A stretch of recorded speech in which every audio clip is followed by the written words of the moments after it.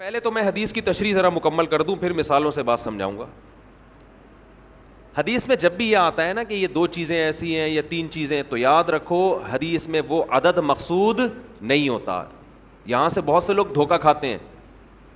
میری ایک اہل حدیث عالم سے بحث ہوئی، وہ ایصال ثواب کے منکر نہ، کہ میت کے لیے آپ کوئی نیکی کر کے اس کو ثواب نہیں پہنچا سکتے. میں نے کہا دلیل کیا ہے؟ کہنے لگے حدیث میں آتا ہے 3 چیزوں کا ثواب ملتا ہے: صدقہ جاریہ، جو اولاد آپ کے لیے دعا کرے، اور علم ينتفع به، وہ علم جو آپ چھوڑ کے جائیں. 3 ہیں، چوتھی کوئی نہیں ہے. بھائی حدیث میں جب بھی یہ آتا ہے نا یہ 3 کا عدد، یہ 4 کا عدد، تو اس پر امت کا اجماع ہے کہ اس سے وہ عدد میں محصور نہیں ہوتا. اس کا مطلب ہے کہ یہ 3 تو ہیں، جو بھی اس معنی کی ہوں گی وہ سب اسی میں داخل ہیں. جیسے حدیث میں آتا ہے، ایک صحابی نے عرض کیا یا رسول اللہ میں اپنی والدہ کے لیے صدقہ کرنا چاہتا ہوں، کیا ثواب ملے گا؟ آپ نے فرمایا ہاں. اب یہ نہیں کہ صرف صدقے میں ہی انحصار ہے، صدقہ تو ایک نیکی ہے. اس حدیث سے صاف پتہ چلتا ہے کہ نیکی جیسے اپنے لیے کی جاتی ہے، اپنے کسی مرحوم کے لیے بھی کی جاتی ہے، کی جا سکتی ہے. آپ صدقے کے لفظ کو پکڑ کے بیٹھ گئے کہ صدقہ ہے تو باقی نہیں ہے، تو صدقے میں کون سی ایسی خاص بات ہے؟ اصل میں تو حدیث میں اصول اور ضابطہ بیان کر دیا جزیات کے ضمن میں.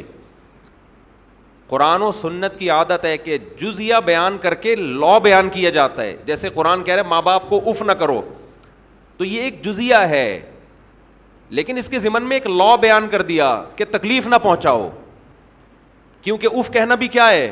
تکلیف ہے. تو بیسک تکلیف پہنچانا ہے. اف کا لفظ یہ اصل مقصد نہیں ہے.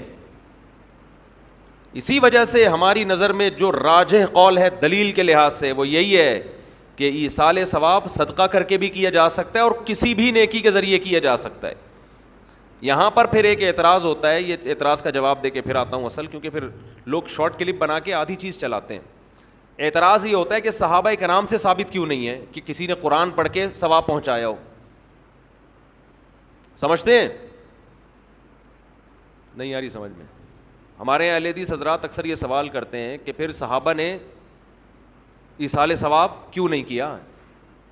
اس کا جواب یہ ہے کہ ایصال ثواب نام ہے اس نیت کے ساتھ نیکی کرنا کہ یہ ثواب کس کو پہنچے؟ مرحوم کو پہنچے. یہ نیت ہے امر باطن. ہمارے سامنے صحابی کی نیکی تو آئے گی، ان کا دل کا ارادہ ہمارے سامنے نہیں آئے گا. جیسے ایک صحیح حدیث تو آ گئی ہمارے سامنے کہ صحابی نے نبی سے پوچھا کہ میں صدقہ کر رہا ہوں، نیت کیا ہے؟ والدہ مرحوم یا والد مرحوم کے لیے کنواں بنا رہا ہوں. اب باقی جس صحابی نے اپنے کسی مرحوم کے لیے کیا کیا وہ تو ان کے دل کی حالت تھی نا. ہمارے سامنے تو وہ عمل آئے گا، دل کی نیت تھوڑی ہمارے سامنے آئے گی. ہاں اجتماعی سطح پہ کسی نے مرحوم کے لیے کچھ کیا ہوتا وہ پھر چھپنے والا کام نہیں تھا، وہ نقل ہوتا، اور ایسی کوئی حدیث نقل نہیں ہے. اس لیے ہم کہتے ہیں اجتماعی سطح پہ ایصال ثواب ناجائز ہے، بدعت ہے. نہیں آئی بات میرا خیال. اخپل طریقے سے انفرادی طور پر آپ کوئی نیکی کریں مرحوم کے لیے ٹھیک ہے، لوگوں کو جمع کر کے کریں یہ عمل کیا بن جائے گا؟ بدعت. کیونکہ اگر جمع کر کے کرنا جائز ہوتا تو پھر یقیناً صحابہ سے ثابت ہوتا، پھر یہ عمل چھپنے والا تھا نہیں. سمجھ میں آ رہی ہے بات؟ کہ آپ اگر چھپ کے یعنی قرآن خوانی میت کے ایصال ثواب کے لیے ہم اس عمل کو بدعت سمجھتے ہیں، کیونکہ یہ ثابت نہیں ہے. حضرت ابو بکر کا انتقال ہوا تو حضرت عمر نے کوئی پبلک کو بلایا کہ آ جاؤ ہمارے یہاں قرآن خوانی ہو رہی ہے، تمبو لگا ہوا بھی آ جاؤ. اپنے طور پر اخپل طریقے سے بیٹھ کے پڑھو بھائی. اخپل طریقے سے میت کے لیے کوئی بھی صورت پڑھ لو، کوئی بھی نیکی کر لو. بہتر تو یہی ہے کہ صدقہ کو فوکس کرو جو حدیث میں منصوص ہے، جس کا حدیث میں صراحتاً ذکر ہے، تو سب سے افضل تو یہی ہے. اس کی مثال ایسے ہے کہ جیسے صحابی نے پوچھا میں کنواں بنانا چاہتا ہوں. اب آپ کہیں کہ کنواں بنانا تو جائز ہے، مسجد بنانا جائز نہیں ہے، کیونکہ حدیث میں مسجد کا ذکر نہیں ہے. تو بھائی کنواں بھی ایک نیکی ہے، مسجد بھی ایک نیکی ہے.